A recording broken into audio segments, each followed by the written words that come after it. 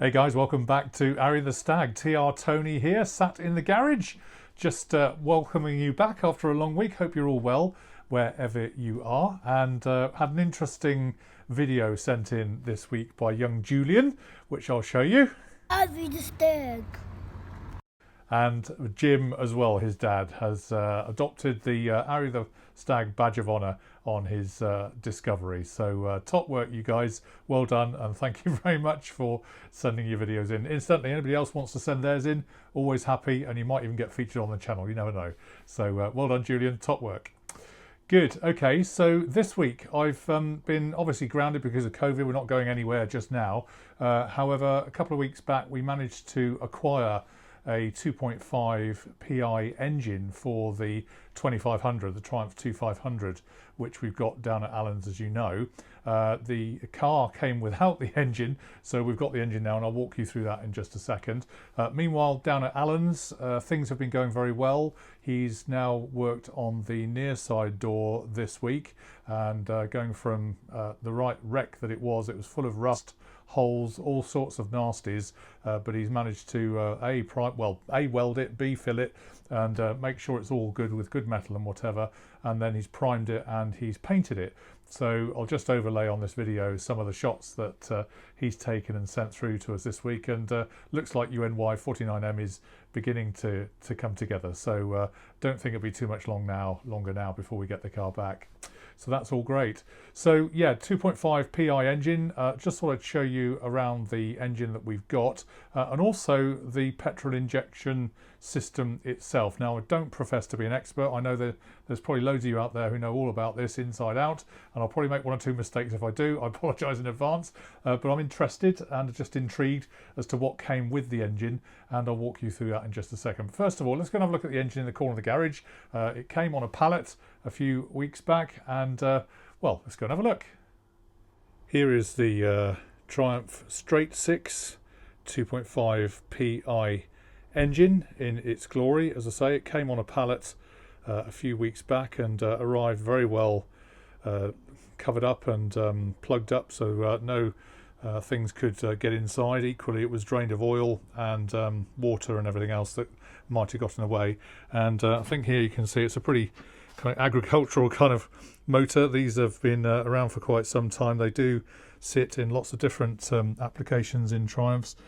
Here's the one of the manifolds here, the downpipes you can see here off the exhaust, and I think that again is another fork of it. We'll obviously get more into this as the weeks go by, but a 6-cylinder 2.5 was our choice for the 2500S, and I think we can, if we want, opt to either go petrol injection or ordinary aspirated if we'd rather. But I'd probably try the 2.5 injector system, which I'll talk you through in just a second. But I think you can see it's up together. It looks all right. I'm probably going to go through it when we get it on an engine stand next week. Harry's got a mate who can lend us a bit of an engine lift, so we're going to get up on the lift and then up on a proper engine stand so we can have a proper good look round it. But as far as I know, this engine was running in a TR4 up until last year, so we're hoping that it's a good engine, and the guy in Scotland who sold it to us reassured us that it was all working when it came out of that car. He just wanted to go back to another type of engine in his TR4. So the guy said to us that the engine was working fine and had only recently come out of the TR4 as late as last year, as I mentioned. So we're hoping all this will be okay. We obviously need to work on it and get into the cylinders, make sure that they're all nicely oiled up. Here is a bit of a tip: you can put just a tiny tad of diesel, not a lot, just a tad of diesel on each of the bores just to keep it all lubricated. But obviously we'll be resurrecting it and kind of commissioning it in due course, but that'll be up on an engine stand hopefully by this time next week, and we can have a proper good look around it then. But I think you can see it's quite a machine, quite a lump. Hasn't got any ancillaries. There's obviously various kind of pumps and dynamos and various things that hang off the back of here. And well, anyway, we'll analyse it more next week. But what I wanted to do was show you the 2.5 petrol injection system itself, and I've got that out on the bench. Let's go and have a look. The various components around the engine came with well, inside this huge great wooden box, which was very, very handy. And apparently this is about 132 brake horsepower engine with this system on it, 0 to 60 in about 9.7 seconds, which is kind of quite good for a car of that age and also that weight, if you remember what the 2.5 actually looks like. Obviously all the components are here, anywhere from the distributors, we seem to have got two for some reason, over here, through to the various carburetors, which I'll talk, well, no, not carburetors, they're injection systems, aren't they? So with the butterflies, I'll talk you through that in just a second, right through to the fuel pump and various other components. So if I just talk you through bit by bit, hopefully it'll all make sense. I've kind of laid it out on the bench in the order that that things happen. So let's see what we can do. Now, admittedly, this is off a 2.5 estate, as you can see, the petrol injection system. But before I kind of run through all the different parts on the bench, I thought it'd be useful just to see how the system is configured. Obviously, top left here, you have the petrol tank, and that feeds out the fuel through the fuel filter here first. Then goes through obviously the petrol pump is the mechanical and electrical pump here that pulls the fuel through. Interesting enough, there's a little pressure relief valve here that feed back to the tank for that if it's over pressure, I guess. It's a little pressure relief valve. Also, another function of this pressure relief valve is to maintain the correct pressure going through the system, which I believe is 106 pounds per square inch up to 110. So if it's over that, it feeds it back to the tank. Otherwise, it feeds through here to the metering distributor and the control unit, and then onwards towards the engine. But just thought I'd show you that so you've got the layout of the whole system in your mind. And actually, although I was looking at it in the box just now thinking what bit goes where and what on earth is this, I think I've got a far better understanding. But if I go back now to the bench, I'll just show you the various components and improvise where appropriate. Okay, well, I'll come back to the business end in just a moment, but if we start with the fuel tank, well, as I say, we'll have to improvise. This is Grandad Jim's SO Blue paraffin tank that represents the fuel tank of the 2500. First unit, as we said, is the filter to make sure that the fuel is nicely clean and tidy. It's pretty lightweight, quite bulky, and obviously has inputs and outputs depending on how you configure it. But the fuel comes from the tank into here and then across and pulled through by the electric and mechanical fuel pump. So there it is. Obviously it bolts to the side of the engine. I guess there's a diaphragm. I don't know, I've not looked at these, but I guess there's a diaphragm in here that pulls the fuel through and out, and it'll be operated by an electric motor in here somewhere. So that's that. So we've come from the fuel filter to the fuel pump, and that's pulling stuff through.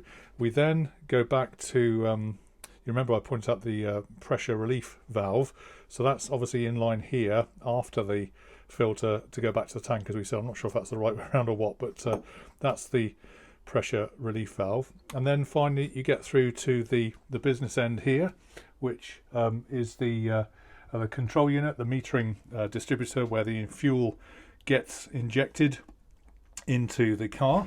And if I just move that around, maybe zoom out a little bit for you so I can just see it in bigger kind of focus. And so that is the metering unit itself. Obviously there's various kind of adjustable kind of cams here to do with fuel, I'm sure. And these pipes coming out, as you've probably seen, are all numbered by cylinder and go off into the cylinders themselves. At the end of these cables, at the end of these pipes rather, fuel, you'll see there is one of the fuel injectors. And when you come to the carburetors themselves, then you'll see that that is the configuration for all 6 cylinders, which we did earlier on. I've just loosely put them together just to get the idea, but if you look at that, you've got one kind of adjustable throttle lever here. If I can just get hold of it, there we are, that's it. I might just need to lift it up. I think you'll see that all of the butterflies then are opening, so they're all linked from that accelerator control into each of the individual carburetors. So you can see the butterflies there letting more air or less air in, depending on what you want to do, and the fuel that's being injected on the other side. Now on the other side here, and I'll just grab one at random, it isn't necessarily the right one. I think you can see that the actual injectors themselves go into the injector bodies here. So if I can just drop that in like that, you get the idea. It's not fixed in properly, but you get the concept, and that's where the fuel gets metered into those carburetors. Obviously got one for each carb, and yeah, that's the business end of the fuel injection system. I don't know if these are working. I guess they are, from the previous owner, who said this had come out of his other classic car before he decided to change over the engine. But very interesting in terms of what we've got there. Looks a lot of engineering, and it is, but actually it makes a lot of sense in terms of a modular approach from the fuel tank to the filter, through the electric fuel pump, any excess pressure back into the tank through the pressure relief valve, into the metering unit and the control unit, which is a bit on top there, then through the pipes into the injectors, and then the injectors into holes in the carbs, and that's where you get your metered out fuel.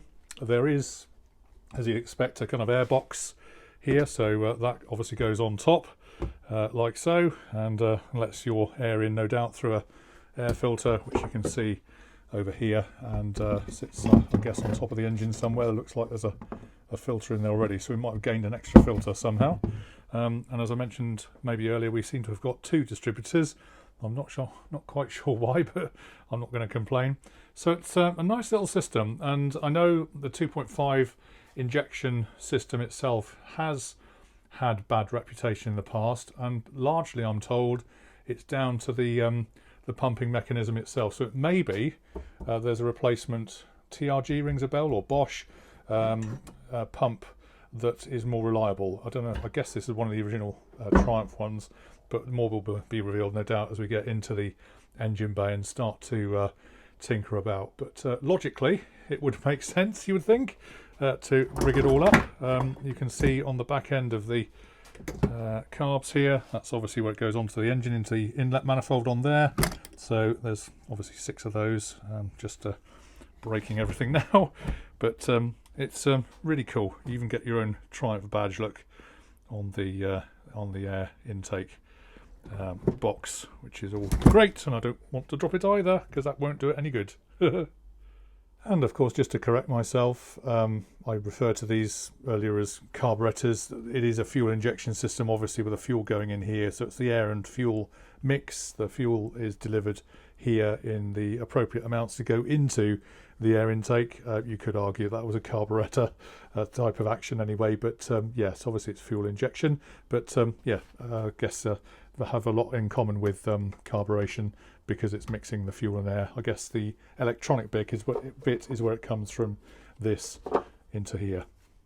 There you go. So having rescued it from nearly falling on the floor, I would not have been popular if that had happened. You can now appreciate where the fuel air mixture goes into the engine, and that's the goes on the side of the engine on the inlet manifolds. And all these little links here, they're all interlinked to control all 3 sets of carburation, already from this master control here, which I think is I just love engineering, don't you? It looks really good, but it feels smooth, and I've only just put it together finger tight, literally just pushed it together. It's no way bolted or fixed, but I can feel that's very progressive and nice and smooth, so that's very encouraging. What's interesting is that I'm fairly sure this isn't just a filter. It's known as an anti-surge canister as well, so I'd presume that stops any kind of untoward massive pressure fluctuations, as well as cleaning out the fuel. So quite an interesting reason as to why it's so big. I suppose most fuel filters would be fairly small, wouldn't they? But I've heard a lot about 2.5 petrol injection over the years, as I mentioned before, and always been a little bit of a, well, I've had a bit of a phobia about them, I suppose. And if I'm really honest, for 2500 I was thinking actually just going back to ordinary carburetors, probably when I first opened up on the film. But now, having got it out on the bench and had a really good look through it, yeah, it's logical, it's sensible. As I say, if we can just make sure that pump is okay, maybe even replace it for a few quid, I think it will be a job well done. Just one final thing I'd like to show you before I finish off, which is a safety item and also applies to Stags as well, so bear with me whilst I grab it. And here it is. It's the fuel cutoff switch, which if you look inside your Stag, to the left hand side, somewhere near the windscreen wiper motor on the bulkhead, will be sitting this thing. Rather an innocent looking gizmo, electrically operated of course, or sensored at least. It sends messages out the back of there, and this is there standing upright to help you stay safe. So if forever that we had a really bad problem with rolling over, or whatever, the car rolls over, then this is like an inertia switch that actually, when you're upside down, there you go, if you can see that, if you go upside down, it automatically drops a plunger, sends a signal, and cuts your fuel supply off. So, and go back again and see it. There we are. All right, so it's sitting there quietly doing nothing at all. If ever you wonder what that is, it's a fuel cutoff switch that if you do tip the car for whatever reason, obviously you don't want the pump squirting lots of fuel at you whilst you're upside down with a risk of fire, that will cut off the pump and save your bacon, which I think is a great idea. Alright guys, so I hope you found that useful. Just a quick walk around the 2500 petrol injection motor engine, which we're obviously looking forward to recommissioning in due course.